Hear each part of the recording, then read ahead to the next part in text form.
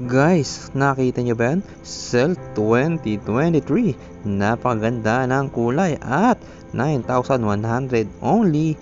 Kung ikaw ay nagbabalak mag-pixie, panoodin mo tong ating bagong luto.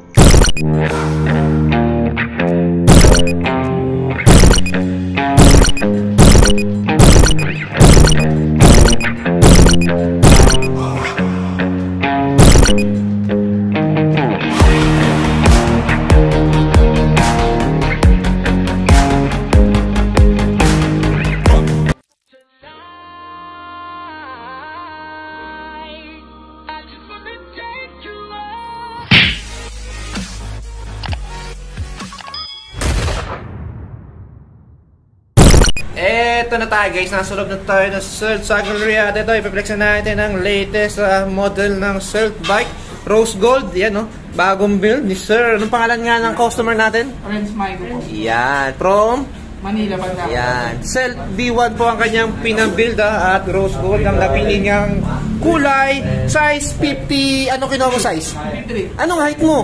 5'6". 5'6", pwede na. Tapos ang pinili niyang kulay ng gulong, ayan no, Gamol na, anong brand niyang Kuya Neil?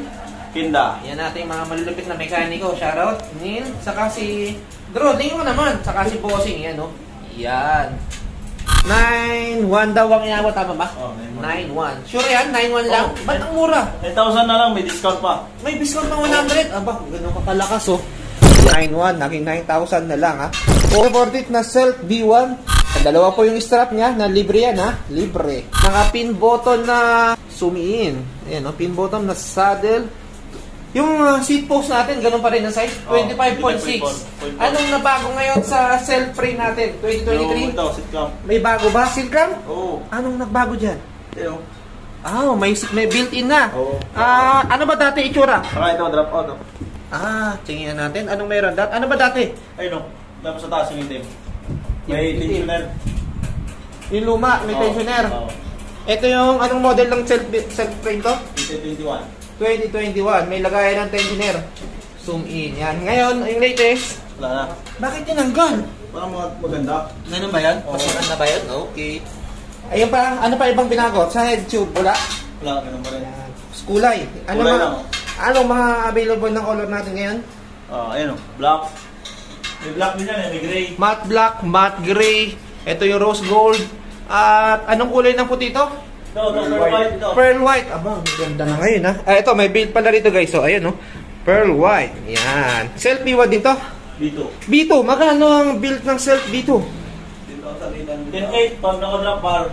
11.3. 10.8 pag naka-drop bar. 11.3 pag naka-drop bar. Ganyan lang.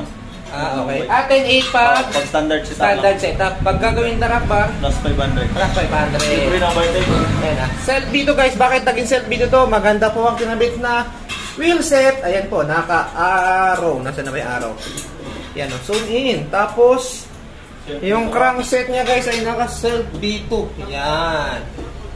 Tapos, maganda po yung kanyang saddle. Napakalambot to. Oh, kahit di ka mag-padding ng short, hindi sasakit ang iyong puwetan. Ito ang Celt B1 ha. Ang kinabit dito, in-upgrade pala to no? Oh, 40. Tama nilo.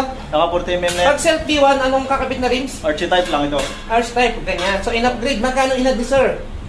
100 lang. 100 lang? Isang rim, oh. Isang rim. So, Saka sa tire, 100 din isa. okay. Etong Gamol ay 100 plus 100 din. Dapat black no? So naging Gamol. So 400 lahat. Yun no? Naging 40 mm. Matibay ba itong bagong, Celt din itong kinabit mong rim? Celt, 40 mm. Celt na 36 ba to? 32? Ito lang yan.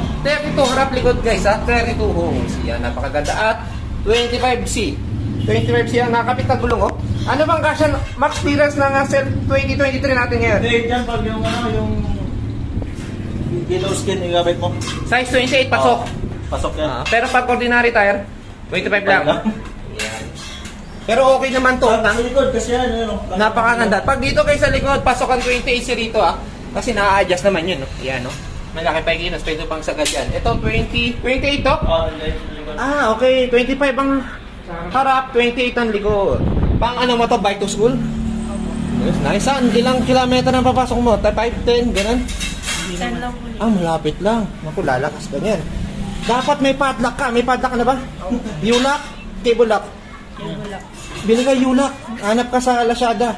Oh, yun lang. Kasi pag cable lock, ganito ka ng bike, pag nakita yan sa sa parking mo, babalik yung pagbalik mo, meron ng dalang ano yun. Holy cutter. Oo.